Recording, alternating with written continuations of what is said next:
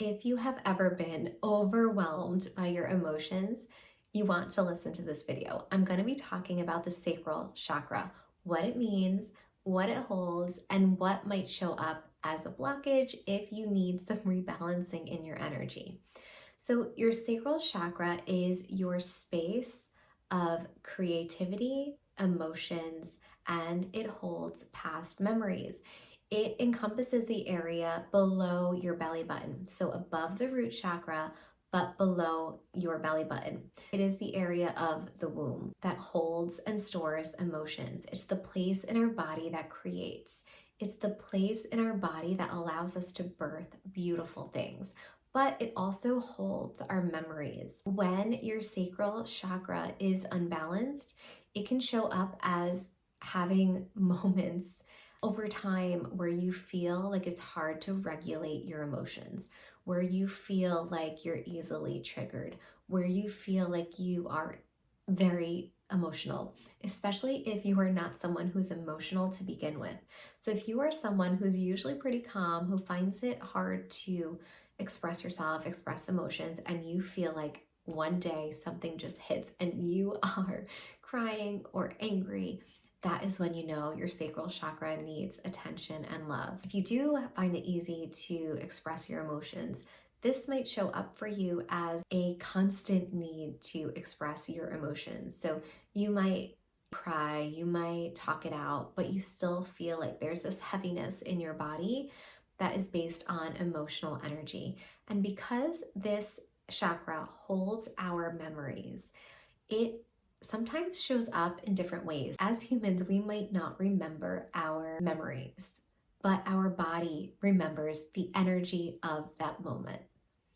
The energetic imprint can get stored in your body, especially if you aren't able to fully process it and allow it to leave. If you are someone who keeps their emotions in, you might need to send your sacral chakra, that area of your body, a lot of love. If you have difficulties or you've had tension with your mother or with your children or with your connection or your ability to create something new, focus on your sacral chakra. And the way to do this is by really honoring your emotions, by not brushing them aside, by not keeping them in. If you're finding that you want to work on healing yourself, making yourself feel more emotionally regulated, here's what you can do. You can journal, write down what's coming up. It doesn't matter if you don't understand it. It doesn't matter if the words don't make sense, but just ask yourself, what is my body telling me right now? What emotions are coming up right now? And journal it. You are doing that to get the emotions out of your body, to get that energy out of your body and onto the paper. What happens is when our body is full of energy and the energy is scattered, when the energy is heavy, when the energy is difficult to manage and process, it can really wreak havoc on our well-being. And so to work on this, journal, write out your emotions, talk to someone you trust, get your emotions out in any way you can, whether it's dance, whether it's art, whether it's painting, whether it's creating.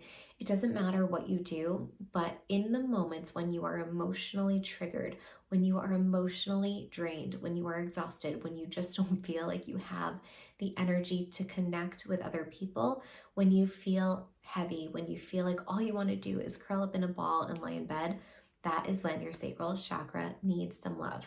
You can also connect with the color orange, whether you're wearing jewelry, you're wearing a shirt, you're eating orange foods. You can listen to sound healing videos that connect with the frequency of the sacral chakra. I always connect it to past memories.